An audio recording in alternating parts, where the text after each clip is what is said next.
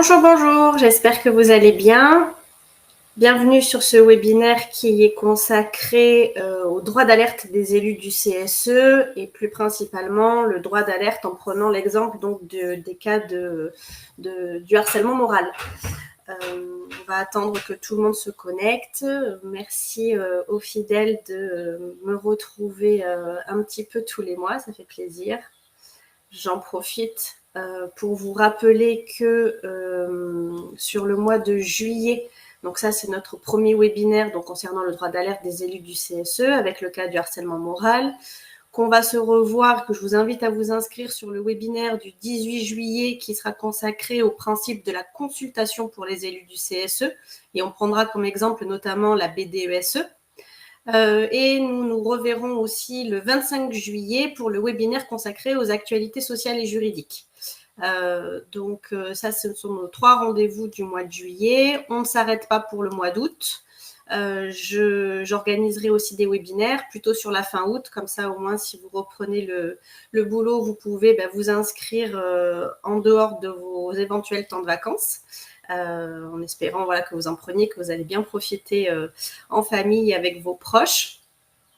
N'oubliez pas non plus que nous avons l'assistance pour les élus du CSE, sur le mois de juillet. Sur le mois d'août, par contre, je vous informe qu'on ne va pas donner de date fixe.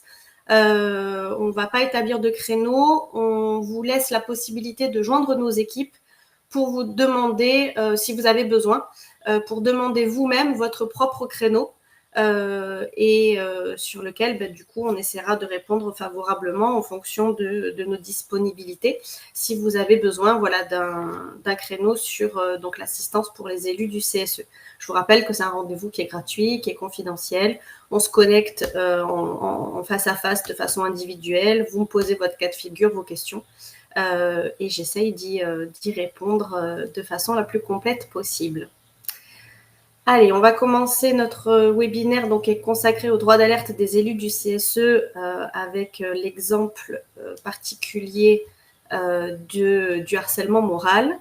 Alors, je vais redonner déjà les définitions de façon très brève, mais pour que tout le monde resitue bien les choses. Déjà, le harcèlement moral, c'est quoi? Ce sont des propos ou des comportements répétés.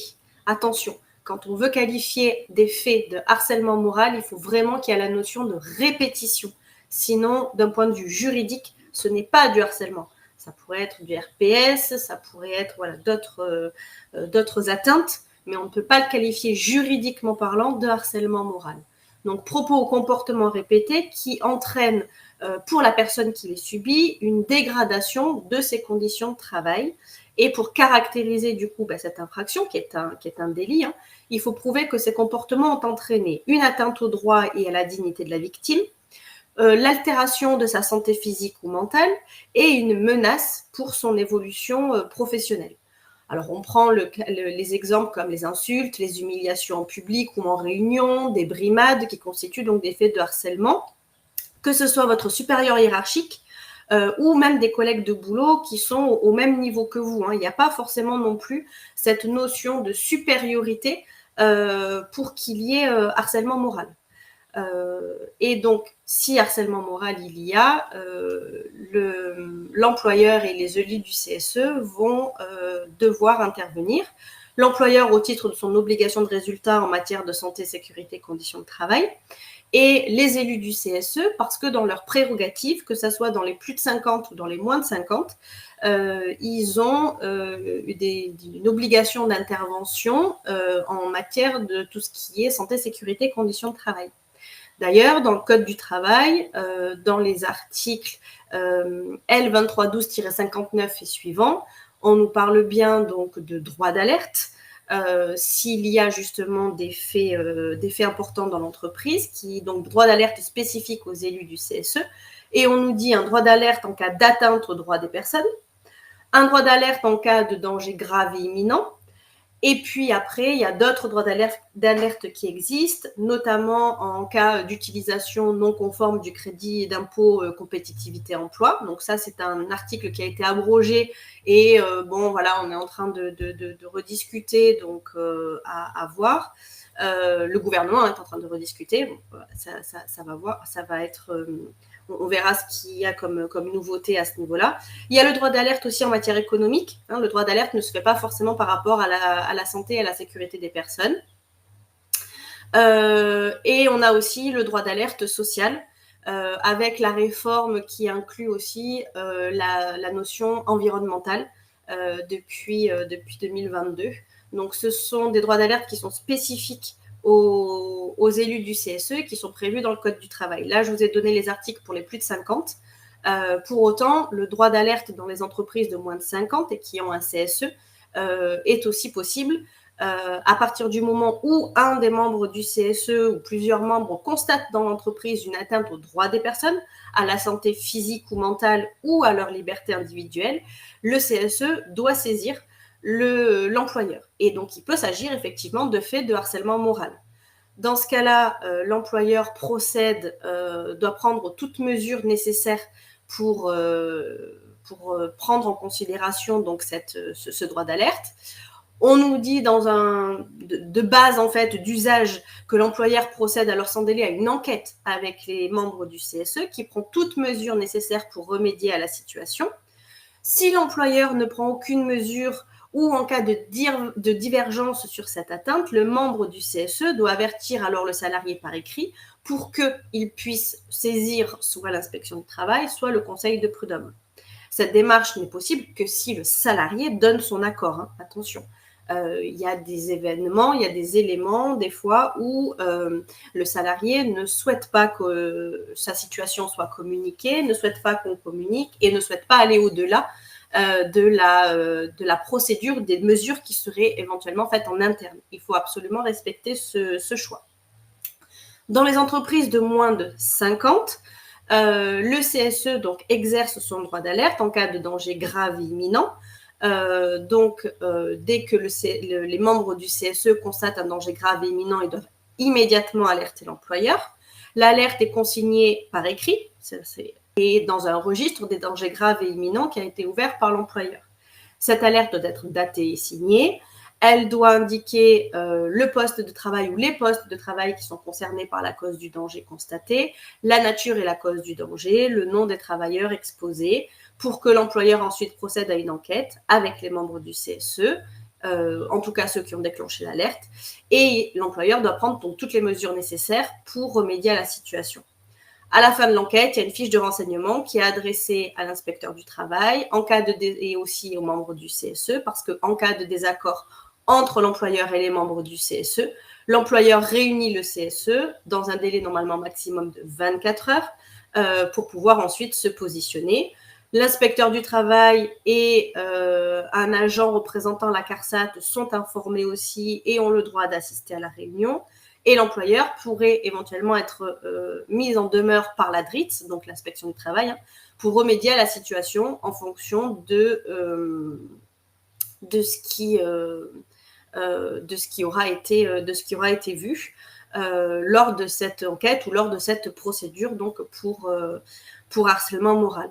Donc ça, c'est l'enquête pour les moins de 50 et pour les entreprises de au moins 50 salariés, la situation est la même. En cas de harcèlement moral, donc les membres du CSE donnent l'alerte sur l'atteinte aux droits des personnes et vont donner l'alerte donc auprès de l'employeur qui lui aussi va déclencher l'enquête et qui, s'il ne prend pas cette mesure ou ne prend pas d'autres mesures qui sont suffisamment complètes, cela peut donner donc droit à agir pour le salarié de saisir donc le conseil des prud'hommes ou l'inspection du travail ou de prendre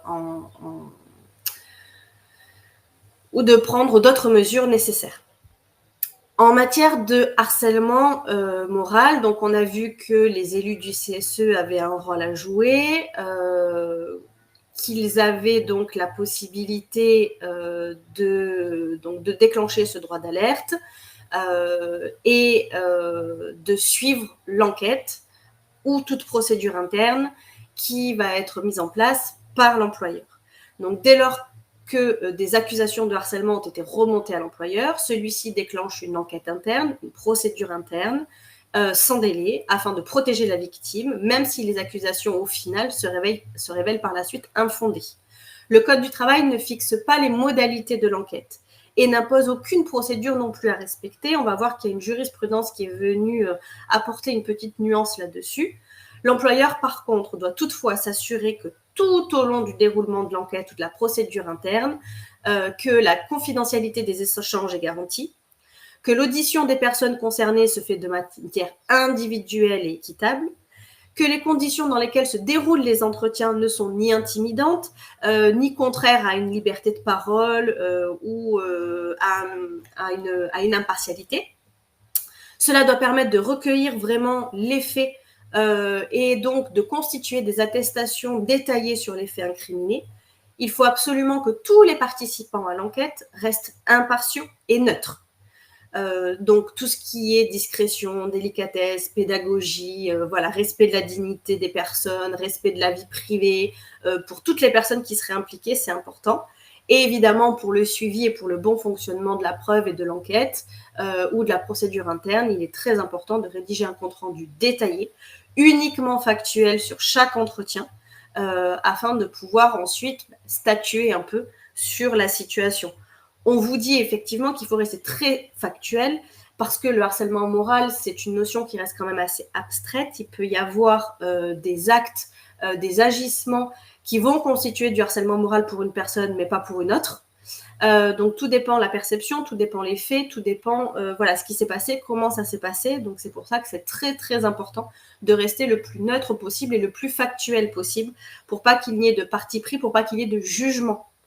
L'inspection du travail ou la médecine du travail peuvent éventuellement intervenir en termes de conseils ou en termes de propositions d'action. Je rappelle que les obligations de l'employeur, ce sont des obligations de résultats en matière de santé, sécurité, conditions de travail.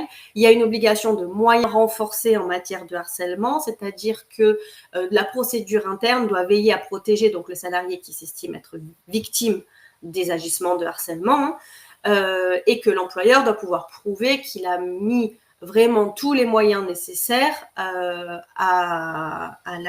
pour limiter et pour gérer cette situation et par la suite un suivi qui va permettre que ça ne se reproduise plus et que le salarié puisse reprendre ou continuer d'être en poste de façon complètement juste et surtout en toute sécurité. Je rappelle qu'en matière de harcèlement, le salarié victime est protégé de toute sanction à partir du moment, bien sûr, où il n'est pas de mauvaise foi. Donc, on ne peut pas licencier ou on ne peut pas sanctionner un salarié parce qu'il aura fait remonter des faits de harcèlement à partir du moment où ces faits de harcèlement sont avérés ou même si le dossier est classé, on va dire, sans suite, qu'il n'y a pas d'atteinte à la personne qui l'a accusé, qu'il n'y a pas d'atteinte à l'entreprise, donc qu'il y a vraiment une action légitime et aucune mauvaise foi de la part du salarié. Donc ça, c'est vraiment très important.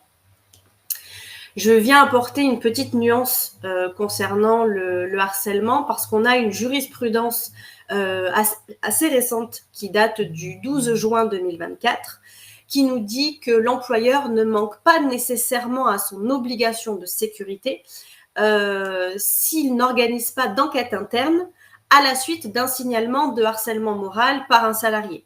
Donc, c'est la Cour de cassation qui est venue remettre ce contexte-là, qui nous dit que en cas de harcèlement moral, les moyens d'action donc de l'employeur doivent être absolument respectés, pleins et entiers.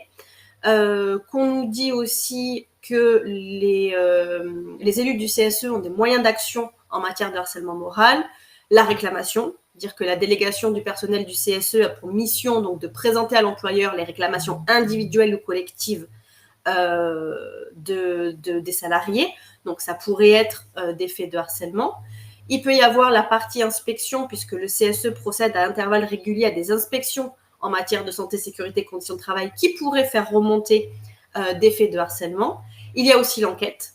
À partir du moment où il y a harcèlement moral, alors on a une jurisprudence qui datait de 2011, du 29 juin 2011, qui disait qu'elle était obligatoire en présence d'allégations de harcèlement moral et qu'à défaut, l'employeur commettait une faute. Sauf qu'on a notre nouvelle jurisprudence qui date donc du 12 juin 2024, qui, elle, nous dit que l'employeur remplit quand même son obligation de sécurité, même s'il n'organise pas d'enquête interne à la suite d'un harcèlement, à partir du moment où il a pris toute autre mesure suffisante de nature à préserver la santé et la sécurité des salariés. Donc le CSE ne pourra, enfin, en tout cas ça fera débat devant les juges, si le CSE estime que n'ayant pas fait d'enquête, l'employeur s'est mis en défaut. Il y a donc le fameux droit d'alerte en cas d'atteinte au droit donc, de la santé physique ou mentale des personnes, ou en cas donc, de danger grave et imminent, donc, qui est un droit spécifique aux élus du CSE en matière de harcèlement. Et on a aussi l'expertise, parce qu'en cas de risque grave identifié et actuel, y compris en cas de RPS, donc de risques psychosociaux, dont le harcèlement fait partie, les élus du CSE ont la possibilité donc de demander une expertise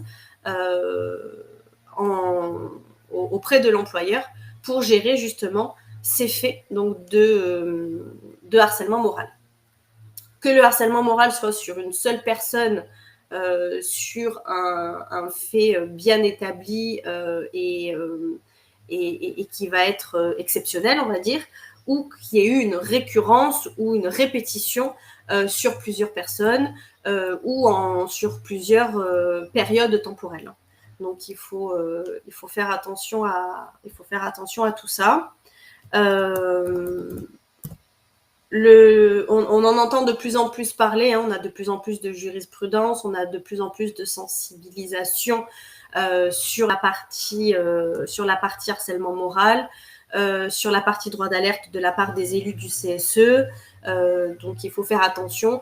Pour autant, il ne faudrait pas que la procédure devienne abusive, ou il ne faudrait pas lancer donc du droit d'alerte n'importe quand, n'importe comment, on va dire, juste sous prétexte d'embêter la direction ou pour se protéger d'une éventuelle mise en cause de la responsabilité du CSE. Donc il est bien important d'abord de bien recueillir toutes les informations, de bien avoir un maximum de tenants et d'aboutissants avant de se positionner là-dessus pour les membres du CSE. Les membres du CSE pourraient être lanceurs d'alerte, hein, de la même façon qu'un autre salarié en la matière. On en entend aussi beaucoup parler, donc c'est pour ça que je fais cette petite aparté. Je vous laisse me poser vos questions comme d'habitude via la petite capsule de chat, parce que le webinaire donc, est enregistré pour être ensuite retransmis sur notre site et sur notre chaîne YouTube. Pour autant, pour un souci de confidentialité, de droit à l'image et tout ça, il n'est enregistré que sur ma personne. On ne vous voit absolument pas. Donc, vous n'avez pas la possibilité d'interagir avec moi. Vous pouvez me poser vos questions par écrit, donc via la capsule de chat que vous voyez en bas de votre écran. Si jamais vous êtes plus à l'aise à l'oral, vous me le signalez pour que je puisse activer votre micro. Et sinon, c'est que j'espère que j'ai été suffisamment claire concernant ce petit webinaire, donc du coup consacré au droit d'alerte des élus du CSE sur la partie donc harcèlement moral. On aurait la même procédure pour le harcèlement sexuel et les agissements sexistes, hein. Là, j'ai fait vraiment un focus harcèlement moral parce que c'est ce qui ressort de plus en plus sur les dernières jurisprudences, sur les derniers accompagnements que nous, on a aussi avec nos clients. Voilà, donc n'hésitez pas, si vous avez besoin de conseils complémentaires, d'interventions ou autres, à contacter aussi nos équipes pour nous demander conseil. On se fera un plaisir de vous répondre. Je pense que je vois effectivement qu'il n'y a pas de questions. Mais écoutez, c'est que c'est OK pour vous, tant mieux. Je vous donne rendez-vous donc sur nos prochains webinaires. En attendant, je vous souhaite un bel été et passez une bonne journée.